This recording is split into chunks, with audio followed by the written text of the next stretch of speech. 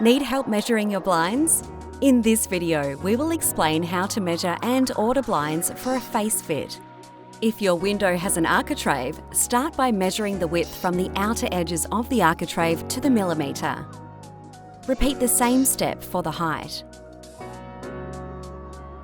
For windows without an architrave, measure the width inside of the reveal and add an additional 100 millimetres to your width measurement.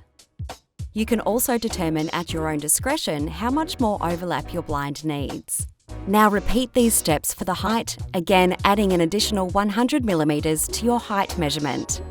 Enter the noted measurements and the specifications of the blind on our website. Ensure that you use the hard measurements that you have taken and do not make any deductions. And your perfectly tailor-made blind will be on its way to you soon.